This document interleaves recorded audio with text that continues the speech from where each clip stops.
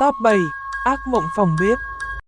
Một YouTuber đã lắp camera an ninh trong bếp sau khi nghi ngờ ngôi nhà của mình bị ám bởi một thế lực siêu nhiên. Người đàn ông nói rằng anh ta đi làm về và thấy căn bếp đã bị lục tung hoàn toàn. Nhiều lần anh nghĩ mình bị trộm, nhưng nó vẫn xảy ra thường xuyên. Sau đó, anh ấy lắp đặt một chiếc camera để ghi lại cảnh tàn phá. Không giống như hầu hết mọi người, khi biết chuyện gì đã xảy ra, anh ấy quyết định ở lại và điều tra thêm. Anh ấy hiện có một kênh YouTube nổi tiếng, nơi anh ấy quay phim về thế lực siêu nhiên và hành vi phá hoại của nó. Người đàn ông đang mạo hiểm mạng sống của mình để mang lại bằng chứng rằng một thực thể như thế này có thể tồn tại. Thế lực đủ mạnh để quăng đồ đạc xung quanh, và điều đó cho thấy người đàn ông dũng cảm đến mức nào khi có thể ngủ trong nhà. Top 6.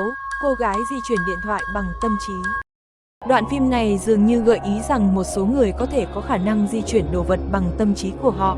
Đoạn video chuyển động chậm đen trắng này dường như đã được ghi lại trên camera an ninh.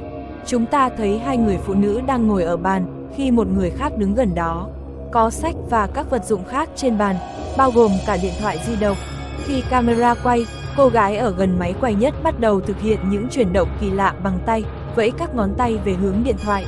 Sau một lúc, điện thoại bắt đầu trượt trên bàn, trước sự ngạc nhiên của cô gái kia. Cô ngay lập tức rời khỏi bàn, dán mắt vào chiếc điện thoại đang di chuyển.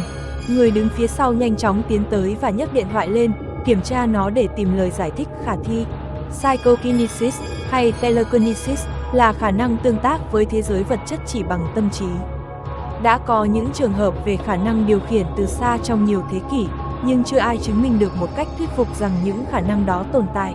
Hầu hết các nhà khoa học tin rằng khả năng như vậy là gian lận. Thật khó để phủ nhận những khả năng mà cô gái trong video này sở hữu. Phản ứng của những người khác trong phòng có vẻ chân thực. Ngoài ra, việc một trong số họ nhấc điện thoại và bỏ vào túi, loại trừ khả năng điện thoại được buộc vào một sợi dây. Top 5. Ma trong khách sạn. Khách bắt đầu phàn nàn rằng họ nghe thấy tiếng động lớn trong phòng khách sạn kế bên. Sau nhiều lần gọi đến phòng, ban quản lý khách sạn đã liên lạc được với một anh bảo trì.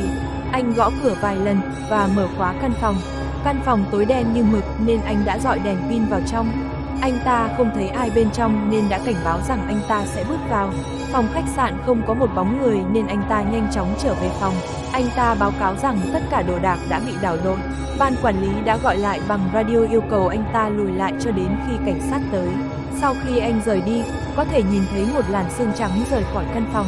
Vì chúng ta không thể nhìn thấy bên trong căn phòng nên không thể chứng minh rằng đồ đạc đã bị đảo lộn, nhưng không có lý do gì khách sạn lại làm giả một thứ như thế này. Các hiện tượng dường như không thể giải thích được. Top 4. Bị kéo đi. Một người đàn ông đang đi xuống hành lang thì đột nhiên anh ta bị chặn lại bởi một thế lực vô hình. Cứ như thể người đàn ông bị đẩy. Tiếp đó, thực thể đẩy anh ta qua, nắm lấy bàn chân lộ ra ngoài của anh ta và bắt đầu kéo anh xuống hành lang. Trước khi bạn nghĩ rằng anh ta sẽ chết, thực thể đó đã buông người đàn ông ra và anh ta đứng dậy lao xuống hành lang ra khỏi tòa nhà. Nếu đoạn phim này có thật, thì đó là bằng chứng dứt khoát về một con ma bạo lực. Tuy nhiên, có một vài sai sót để xác thực tính hợp pháp của đoạn phim. Đoạn phim CCTV có chất lượng cao hơn và có dấu hiệu của các hiệu ứng được thêm vào, chẳng hạn như bộ lọc đen trắng. Bản thân thực thể này rất kỳ lạ vì hầu hết các linh hồn được ghi lại trên camera sẽ không có hình dạng của một bóng tối, và thường nhẹ hơn và mờ đục hơn. Top 3. Bắt gặp người ngoài hành tinh trên đường. Chiếc xe di chuyển vào đêm khuya, và thứ duy nhất mà camera ghi lại được là ánh đèn của những chiếc xe khác chạy ngang qua hoặc thỉnh thoảng là ánh sáng le lói từ một ngọn đèn đường gần đó. Tuy nhiên, một vài giây sau trong đoạn phim, chiếc ô tô vượt qua một thứ gì đó khôn giống thứ tồn tại trên trái đất. Hình dạng có màu trắng hoặc sáng nhạt, mặc dù rất khó để gọi tên chính xác hình dạng của nó, nhưng nó hoàn toàn phù hợp với hình dạng của người ngoài hành tinh alien, cơ thể hình người, cái đầu quá khổ và những ngón tay dài thò ra ngoài. Do bản chất mờ của cảnh quay, có thể hình dạng đó chỉ là một vệt sáng mờ có hình dạng kỳ lạ khi chiếc ô tô chạy qua. Tuy nhiên, nó trông khác hẳn so với mọi thứ khác mà chiếc xe đi qua, khiến cho máy ảnh hoàn toàn có thể chụp được thứ gì đó không thuộc thế giới này. Top 2. Sự biến mất của Elisa Lam. Elisa Lam là câu chuyện mà chắc chắn rằng bạn đã nghe qua. Đó là cái chết bí ẩn của cô gái ở khách sạn Cecil. Câu chuyện kỳ lạ đến nỗi nhiều người đã phát triển thuyết âm mưu của riêng họ. Elisa là một sinh viên đại học bị mất tích và Internet đã trở nên điên cuồng khi cảnh sát công bố đoạn camera quay cảnh trước khi cô mất tích. Cô ấy đã được nhìn thấy trên đoạn phim an ninh của thang máy tại khách sạn Cecil nơi cô ấy đã ở. Bản thân video cũng là vì cách cô ấy di chuyển xung quanh. Cô ấy vào thang máy nhiều lần, nhìn ra ngoài và bước ra khỏi thang máy như thể có ai đó đang theo dõi cô ấy. Ngay sau khi đoạn phim này được công bố, các vị khách tại khách sạn đã phàn nàn về nguồn nước và hóa ra thi thể của cô được phát hiện trong nguồn cung cấp nước trên mái nhà. Top 1. Người đàn ông bị bắt cóc. Đoạn băng an ninh này dường như đã ghi lại cảnh một người đàn ông bị người ngoài hành tinh alien bắt đi.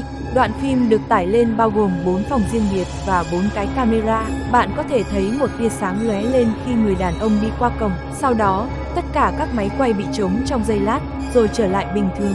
Người đàn ông không được nhìn thấy hoặc nghe thấy trong 2 giờ. Vào khoảng 1 giờ sáng, chiếc camera tương tự đã bắt được người đàn ông bị bắt cóc. Anh ấy đang ngồi trên mặt đất, nôn mửa và bàng hoàng trước những gì đã xảy ra. Khi nhân viên hỏi về vụ việc, anh ta nói rằng anh ta không nhớ gì về nó. Vài tuần sau, người đàn ông đã rời đi và không bao giờ nhìn lại.